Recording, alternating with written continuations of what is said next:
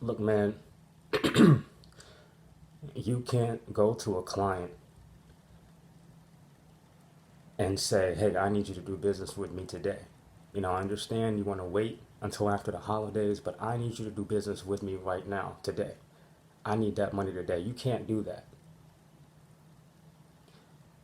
The pace and the success of your business is literally determined by your market.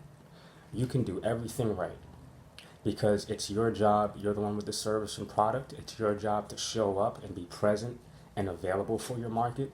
It's your job to get your market's attention. It's your job to communicate your value to the market and how you're going to meet their need. It's your job to fulfill your promise to your market.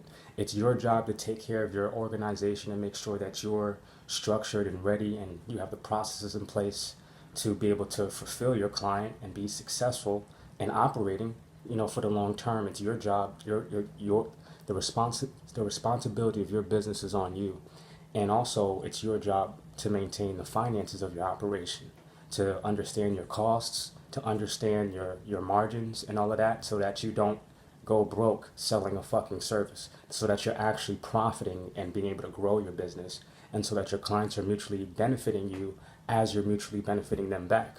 It's your job to handle all those things, right? So you can literally show up and do everything right on your end, 110%. But that still does not guarantee a fucking sale.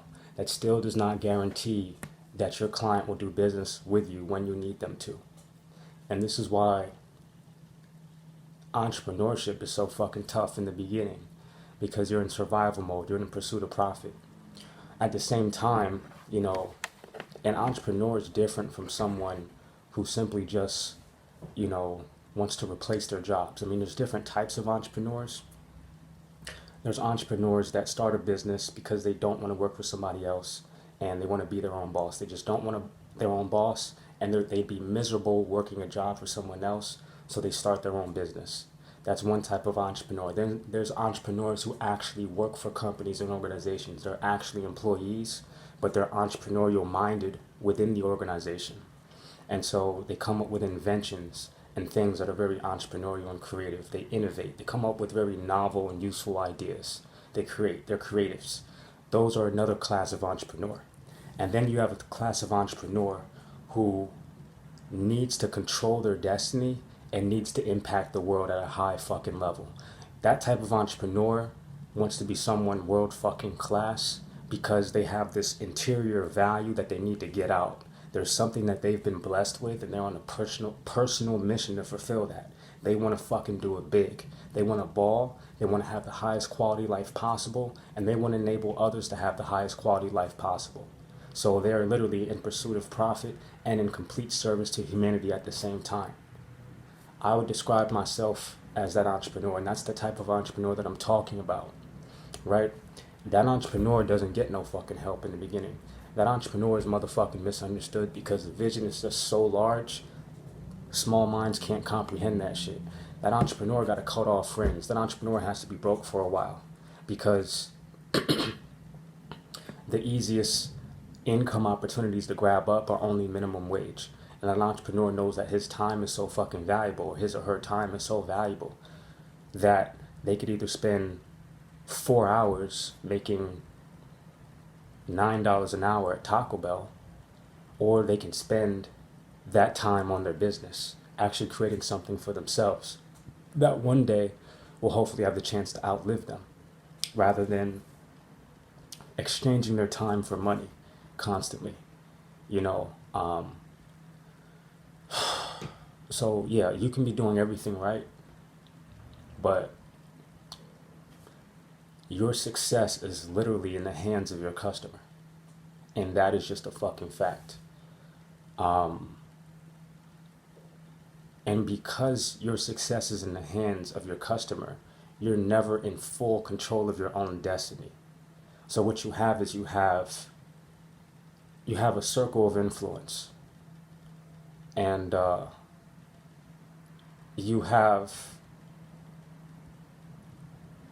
inside this circle, you're standing inside this circle, And well, let's do it like this. So this is your circle of influence, right? It looks like this, right? And then in the middle of that circle, that's where you are. And where you're standing, there's a circle around you, and that circle is very small, but that circle is what you can control, right? I can pick this pen up, and I can control what I do with this pen. I can write with this pen. You know what I'm saying? I can pick this up.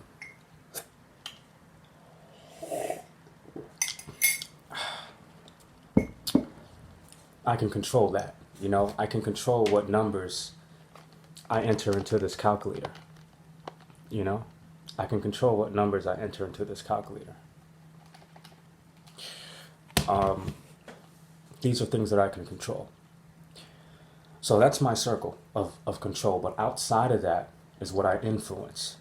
That means if I pick up this pen and I write something and I give that paper or whatever I wrote it on to somebody else and I say some shit on there, now I'm being influential. I'm affecting someone. You know, I'm making this video, right? I don't control how many people see this. You know, I can do things, I can do hashtags, I can send links out, I can get, you know, curate a database of customer information.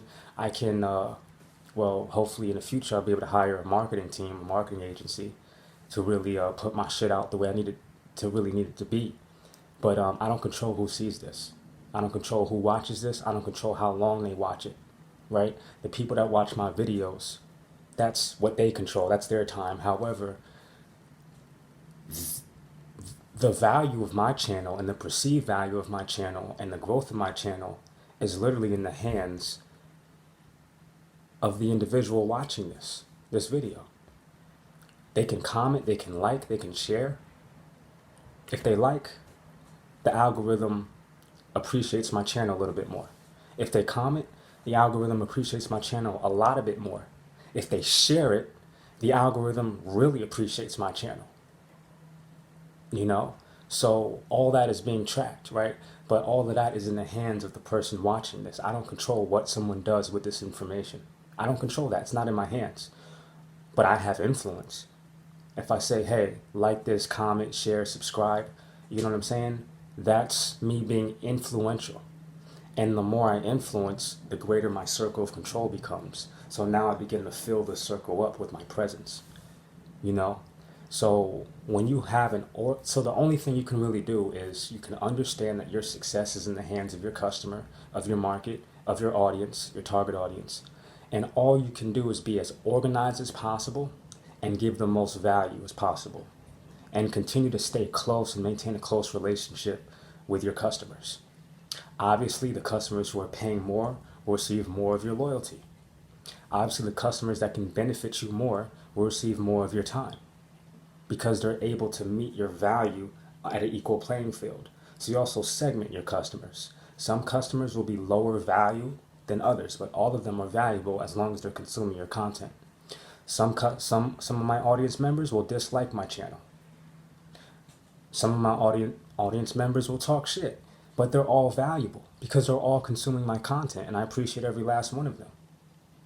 But the customers and audience members that I appreciate more are the ones that actually buy my shit and invest and donate and contribute and spend money with me. Those are the customers that I value the most. So those are the customers that I'm going to prioritize and create the best content for. It only makes sense because while I'm trying to give my best, I need to get the best back in order to continue to give the best, period. And I also deserve the best. I also want nice things. So that's where my focus needs to be. So if you're just someone on here just talking shit, then I'm probably not going to be fucking with you. But if you're someone on here ready to spend money with me, you know, ready to buy my service, then you're going to be a higher. And even in that audience group, you have customers that spend money with you. But even in that group of customers that are paying you, some of them will be lower value and some of them will be higher value. Some customers won't be in a rush to pay you, but they're still paying you. Some customers will pay you more. Some customers will pay you less. Some customers will pay you more frequently. Some customers will pay you in lump sums, and some customers will pay you consistently over time. Some customers, you never know when they're going to pay you. It's unpredictable. You know what I'm saying? So there's levels to this shit. And all I can do is just really be fucking organized, and that's it. So anything else? No, I think that's it. It's 2:33 p.m. in the afternoon, February 17th, 2020, Monday, and I think today's President's Day. I'm the 2020 president candidate. I'm gonna put 100 bands on some and shit. Eat Earth, motherfucker. Peace and prosperity to the family. Peace and prosperity.